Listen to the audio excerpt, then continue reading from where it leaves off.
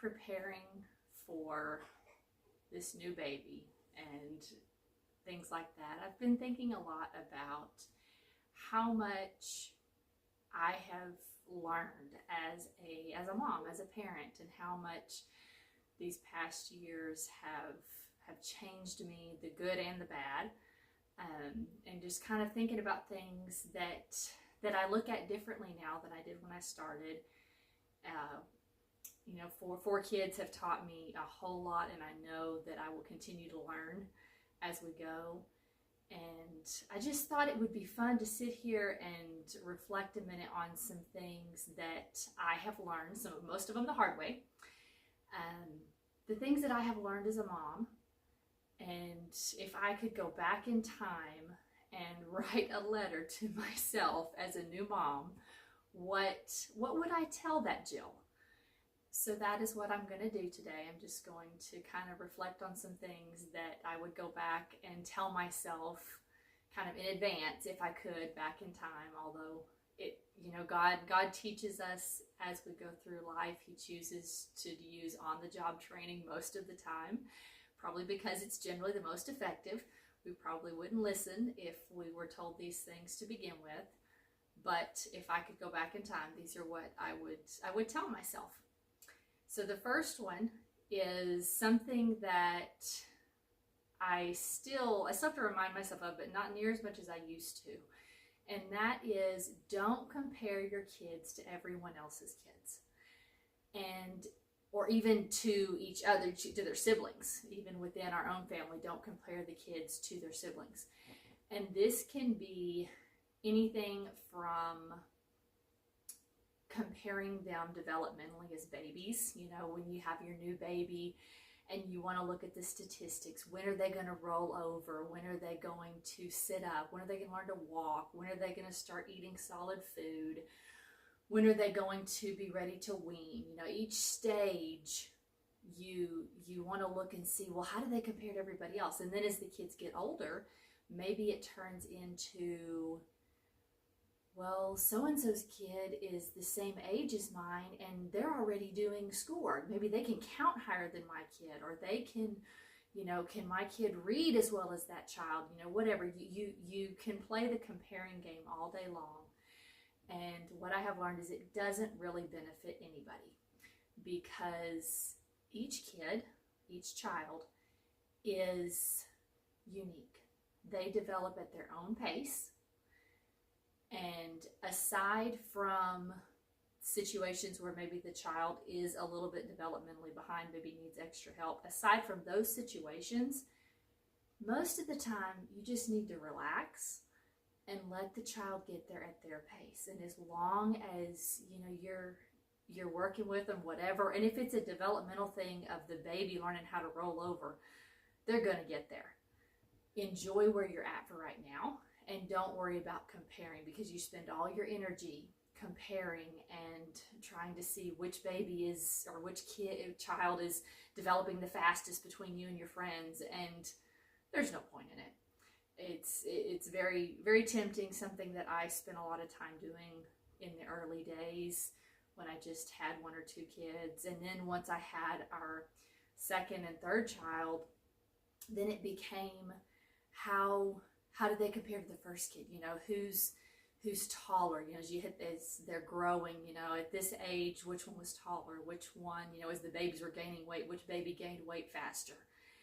And again, sometimes it's fun just for grins to look and see, well, this baby has been taller all along, or this baby has tended to learn to do things faster than the others did.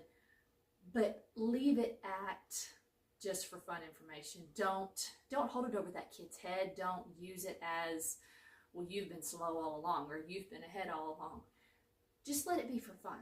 Don't turn it into a competition. Let each kid be unique and let them be comfortable in their skin, that they were made the way they were made. God designed them uniquely, and that they're special. And so it doesn't really matter. And so in a nutshell, don't compare your kids to everybody else's kids or to each other to the point that you are nitpicking things. Just enjoy it and notice how each child is unique and special.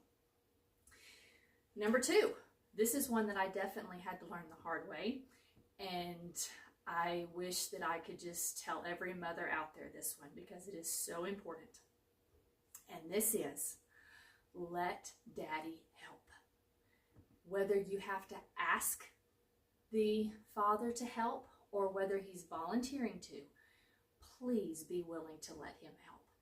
And when he steps in and he does help, and maybe he does it differently than you, let him do it his way. Because there is such an important role that the father has, and they need to do it their way. Now, again, we are disclaiming any situations where there is bad influences, where the father is not a good situation. I'm not even going there. I'm talking about in a normal, healthy household. I know for us, when we had our first, it was easy for me to do just about everything because there was only one kid. I was the one home all the time. And even when my husband was home, he would help with things, but I was still the main one doing it because there was only one child, and so it was easy. Once we had 2 and especially 3 kids, and it became as simple as, hey, will you go make the kids lunch? And he would be more than happy to go make their lunch. But I had to learn that,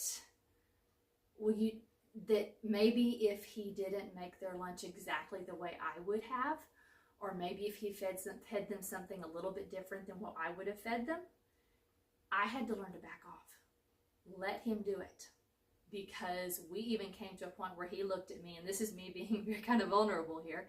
He looked at me and he said, well, why do you want me to help if you're not going to let me do it? If you're going to come in and tell me exactly how I have to do it and not let me do it. And he had a very good point. I needed to let him do it his way. And it was still okay. The children still got fed. Nobody went hungry. Everybody was taken care of.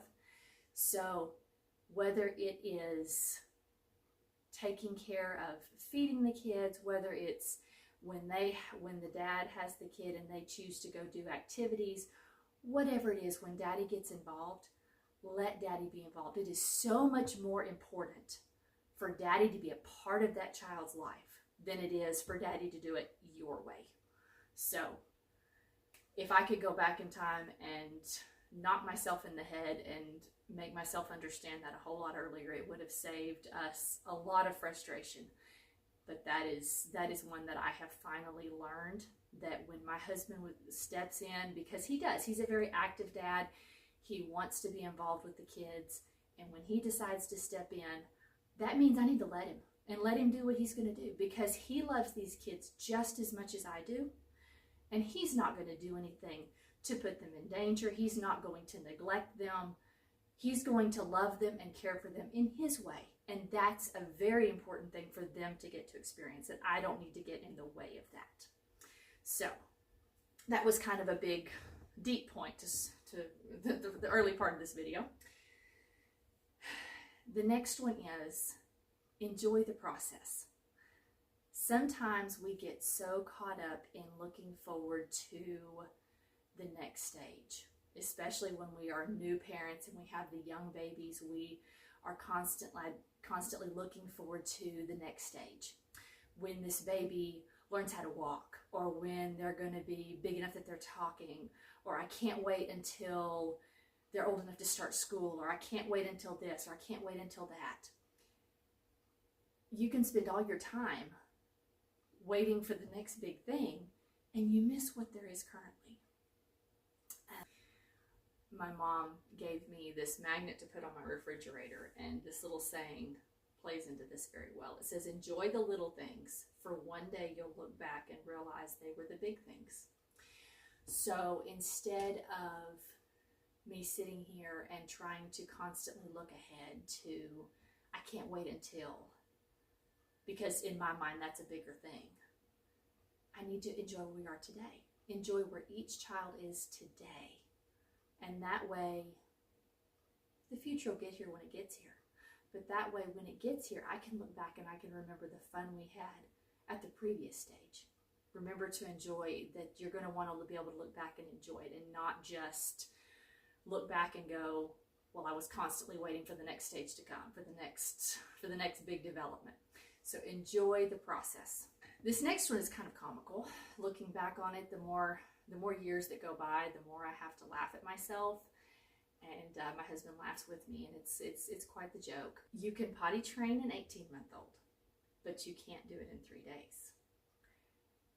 When our oldest was 15, 16 months old, and I was kind of getting geared up for potty training, because I had spoken to several different people that said that around 18 months you could start potty training kids.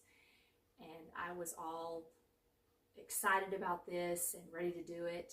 And I started looking at learning how to potty train a child. And I found all this information on something called the 3-day method. And it was this notion that you could potty train a child in 3 days. I think what I failed to realize was that maybe you can potty train a child in 3 days if they're 3 or 4 years old and able to actively communicate what they're doing. But I was trying to potty train an 18-month-old, and I thought I was going to do it in 3 days. It doesn't happen that fast. Yes, he got potty trained, and I have continued to start potty training all of our children at 18 months. And I hold very much that they are at that age, they are old enough to start understanding, and they can do it. But it takes time. It takes months. It doesn't take days. So, yes, go ahead and potty train that 18-month-old, but just know it's going to take time. You're not going to do it in 3 days. I about drove my husband and I both crazy trying to make this happen in 3 days when we started this. And like I say, it's something we can look back on and laugh at now, because it was simple ignorance on my part, naivety, whatever you want to say, that I thought that was going to work. So, potty training takes time, but it's worth it.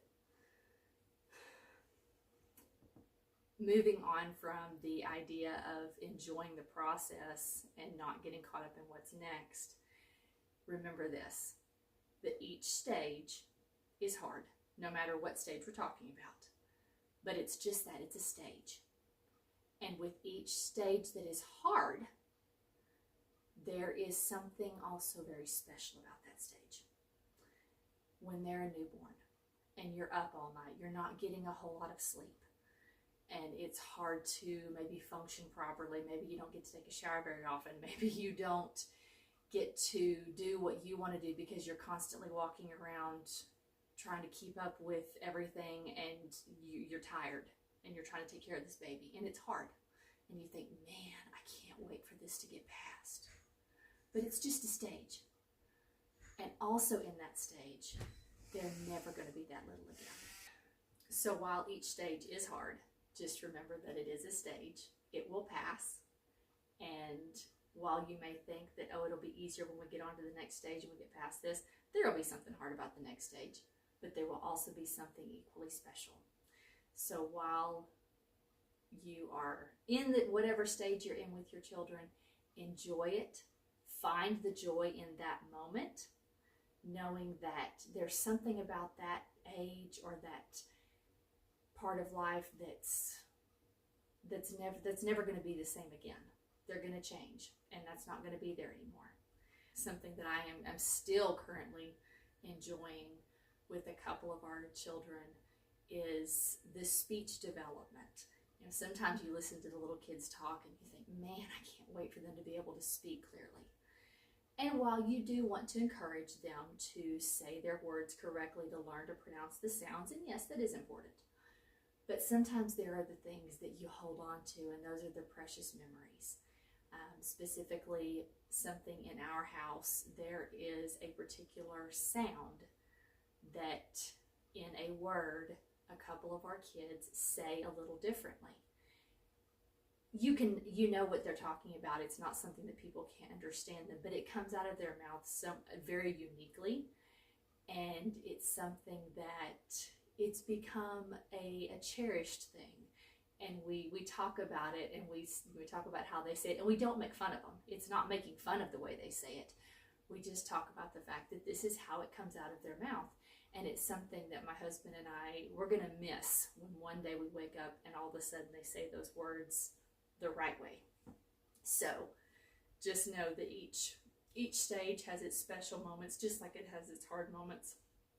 Find the joy in each stage that you're in, despite how hard it may seem. Never say never. Now, again, there are certain things that, of course, you're gonna say, well, I would never do that, and you'll hold to it because they're maybe big things.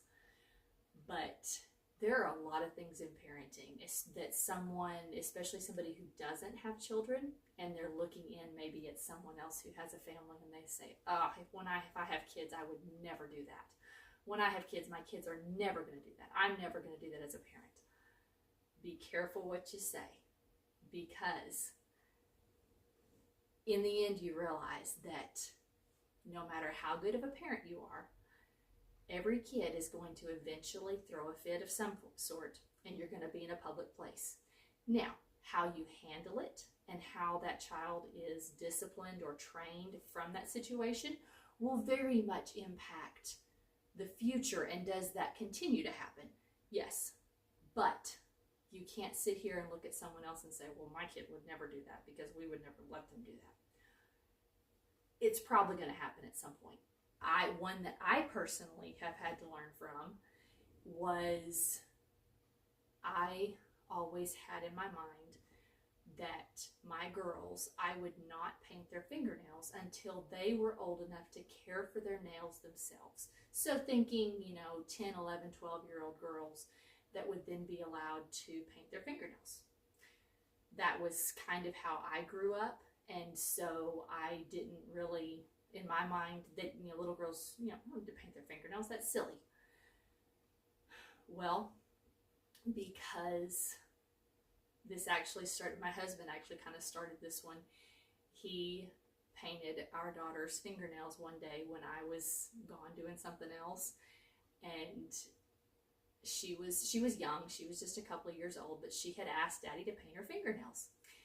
I think they were going through a drawer or something, and they found my fingernail polish, and so she asked him. She asked if he would paint her fingernails, and so he did, and he did. I mean, he did a good job, and it was fine. And I came home, and she was so excited, and she said, "Mommy, look, Daddy painted my fingernails." And it took me by surprise, but it's kind of another one of those things going back to letting Daddy be Daddy.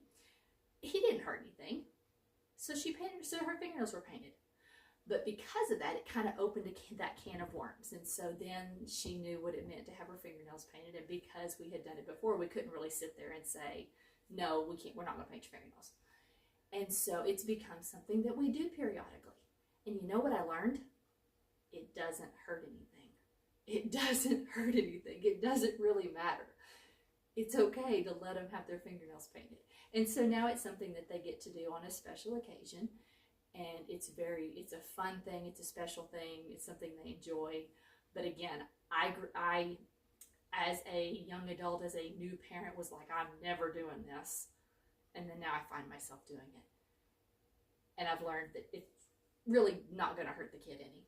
And so be careful what you say never to. And lastly, but certainly not least, give yourself grace. We as moms can spend so much time in mom guilt and worrying that we're not doing enough or that we're ruining our children. And while being patient with our children is so important, while being loving and finding a way to make sure that we are controlling our own emotions when we're at home with the kids all day, it's hard. And there are days that you're going to do really good at it. There are days that you're going to do bad at it. And while we should always be looking to God for guidance and for help in that area to be able to be the Christian influence that we need to be for those young children, and that is definitely something that is so important, and it is a constant battle, if you will. And some of us struggle with that more than others. But give yourself the grace of knowing that you don't have to be perfect. You're not going to be perfect. Nobody is. And you can look at all the YouTube moms, Facebook posts, whatever social media stuff, because it's all over the place now, and see all the picture perfect moms doing things with their kids or the activities, and you see the things and you think, oh, if I was a good mom, I would do that. They have their flaws too. So don't get so caught up in beating yourself up that you forget to realize that God gave you your kids. God knows you, and He made your children to be exactly the child that you need to raise. You know that child better than anyone else. You know how to love that child better than anyone else. So step back and say, it'll be okay. You're doing your very best. And in the end, if you're genuinely doing your best, it will be enough. So don't beat yourself up. But anyway, so I think that kind of concludes what I wanted to say. Again, these are things that if I could go back in time and tell myself this and get myself to listen and believe it, it might have made some things a lot easier. But again, it's just kind of interesting to look back and think how much I have learned myself as a mom over the last years. And 4 kids, almost 5, it's a constant learning process. And I'm sure that in a few years, I probably will have a whole nother list of things that I could, go back and tell myself even now. And so it's, as adults, as parents, we never stop learning and continuing to just grow and learn in each stage that we're in. And again, I am so thankful that I have a Heavenly Father who loves me enough to continue being patient with me and to help me learn these things so that I can continue to grow as a parent and raise these children the way He wants me to raise them. It's not going to be perfect because I'm not perfect. But as long as I'm continually looking to Him and depending on Him for guidance and then following through with that, then I'm doing the best that I can. It's interesting to look back and see the process and to see how far we've come and what we've learned, and to see what we can take away from that. So anyway, I hope that y'all have enjoyed this, and maybe let me know in the comments something that you have learned or something that you would go back and tell yourself as a new parent that you have grown, what area you've grown in, or something that you have learned, lighthearted or not. So thank y'all for watching. I hope you enjoyed this, and we'll see you next time.